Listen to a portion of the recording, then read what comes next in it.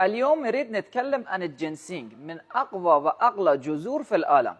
جنسينج يوجد بكثرة في كوريا وشمال شرق الصين. يعتبر من أعشاب المعروفة من آلاف السنين في الطب التقليدي عند الصينيين. يتم حصاد الجنسينج بين 4 و6 سنوات. من أكثر شيوع طريقة الاستخدام يطحنوا ويخلطوا مع العسل بهذا الطريقة.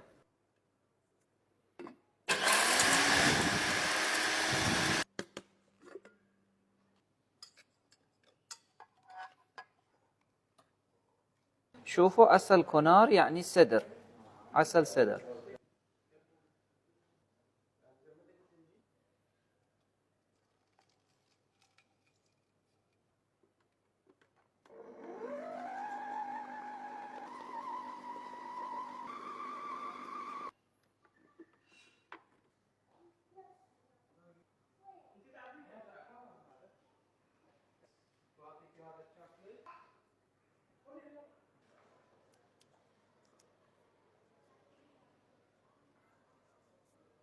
كرامة واحتراما لمتابعيني ما أقدر أقول لكم فوائد هذه الخلطة، راح أكتب لكم في الكابشن.